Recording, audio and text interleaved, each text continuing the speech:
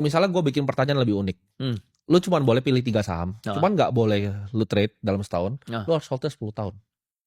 Holdnya 10 tahun ya? 10 tahun. Kira-kira apa? Yang ini di sekarang, yang di pikiran lu aja. Tapi gue udah kondisi kaya seperti sekarang. Iya, kondisinya lu kaya seperti sekarang. Kaya seperti sekarang gue masuknya blue chip.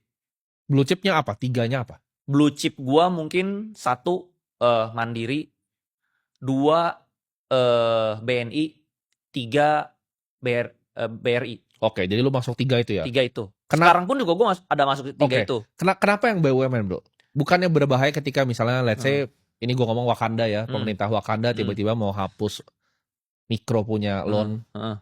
Itu kan pasti asing hilang semua. Karena gue merasa pertama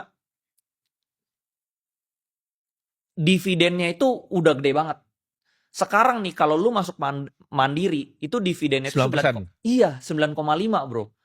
Anggap dia crash lagi deh jadi 11%. Gue beli lagi aja bro di bawah. Terus BNI itu 9% dividennya. Tapi kalau lu lihat ya pembukuan dia tuh sebenarnya di harga sekarang tuh bukan 9%, bisa 10-11%. Jadi gue beli aja, gak usah gue jual-jual 10 tahun. Let's say gue sih ada masuk ya, gue ada masuk ratusan M. Lu anggap jelek-jelek deh, cepet aja. Ya.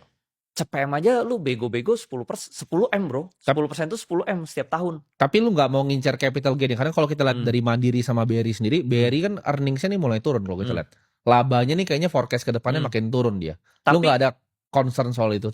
Enggak, gue merasa si Danantara ini pasti ngerapiin kali ya. Tapi gue memang gedenya bukan di BRI sih. Gue gedenya itu di Mandiri. Oke. Mandiri itu lebih corporate. Kalau BRI itu lebih yang middle to low ya. Jadi gue emang lebih high-nya tuh di Mandiri sama BNI. Karena dua-dua ini corporate. Oke. Nah jadi corporate masih aman kan. Jadi gue bego-bego nih. Terus udah gitu bro, ini kan kita podcast bulan Desember ya. Dia tuh bagi dividen bulan Maret bro. Berarti Januari, Februari, Maret. 3 bulan lagi kita dapat 10%. Bego-bego doang bro. Oke. Jadi gue itu sih. Oke. Terus mungkin ada jeleknya, misalnya ketakutannya, misalnya bulan Desember ini ada outflow ya dari asing. Misalnya MSCI dirubah, lalu asing keluar, pasti yang terdampak kan mungkin blue chip terdampak kan, outflow kan. Terus dia jadi 12% misal dividennya. Sikat lagi bro, lebih banyak. Lu gak usah kerja bro. Oke. Lu mau setiap bulan travel pakai first class juga duit lu gak habis. Nah ini 10 M. Mungkin pertanyaan ini ada, gue tambahin lagi nih pertanyaan satu lagi. Itu kan tadi 3 saham buat 10 tahun. Oke.